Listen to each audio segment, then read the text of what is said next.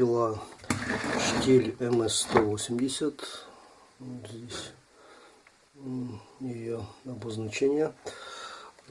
Диагноз: на холостых оборотах не держит обороты, глохнет.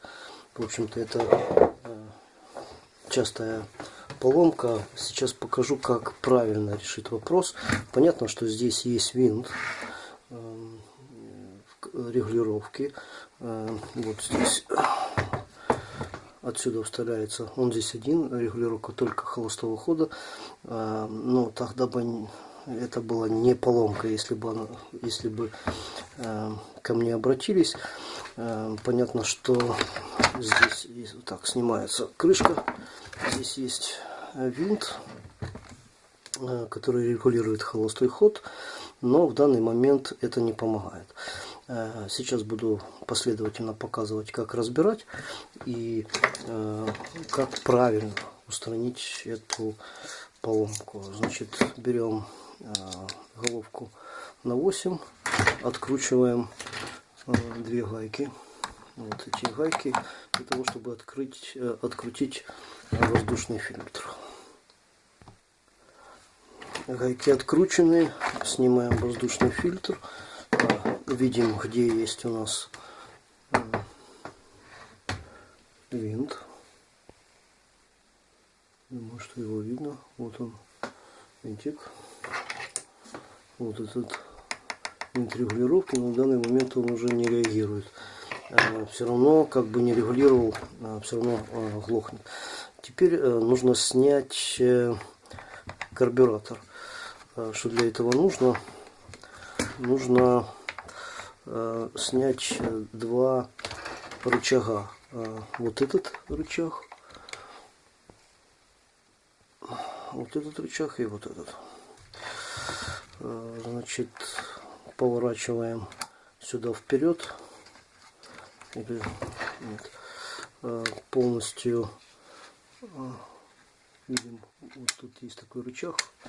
Нажимаем его, и тогда снимается первый.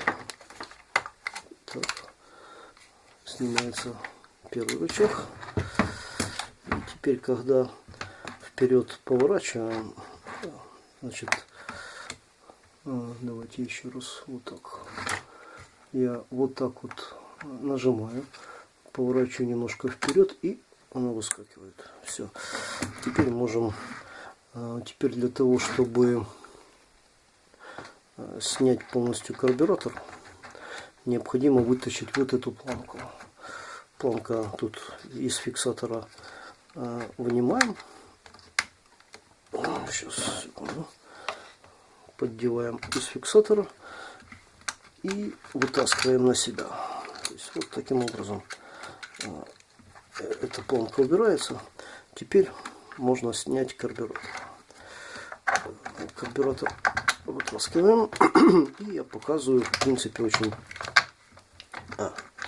Да, простите, нужно снять трубку подачи топлива просто отверточкой.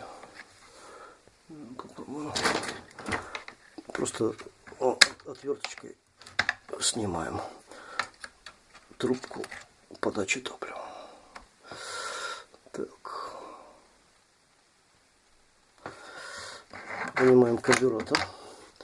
И теперь показываю, что необходимо сделать. Значит, в чем на самом деле причина?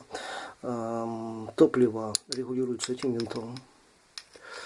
Оно подается вот сюда, уже за заслонку.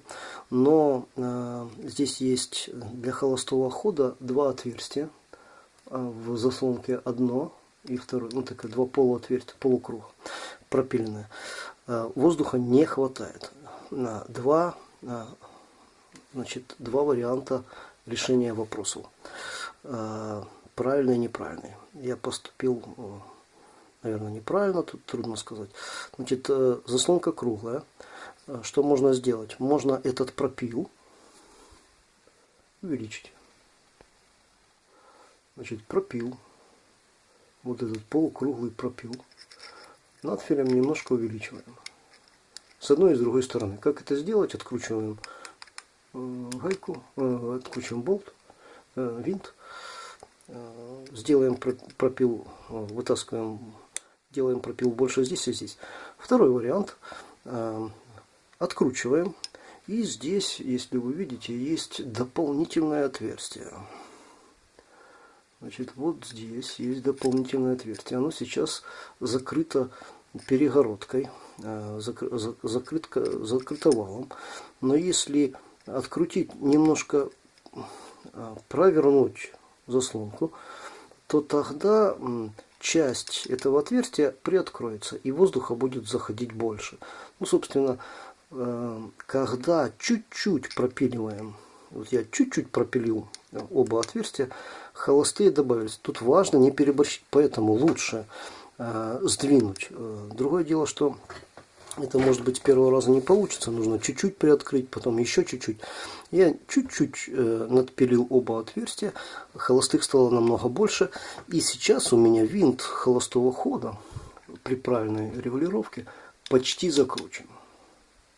Если бы я открыл еще, пропилил еще больше, то уже закрыл бы и все равно были большие обороты. То есть важно не переборщить. Тут надо несколько раз разобрать. Ну вот и все.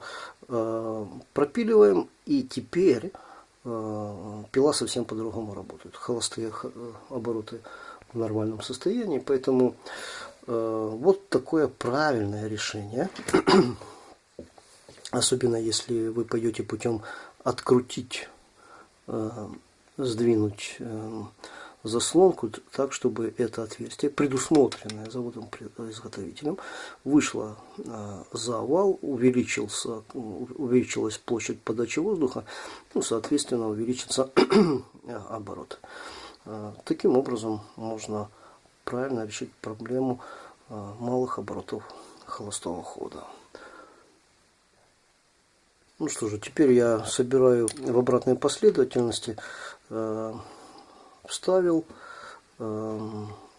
шланг, теперь вот эту планку плюс рычаги, закрываю, проверяем. Ну, я уже проверил, работает все хорошо, и после этого уже решил снять видео. Теперь уже можно отдавать клиенту.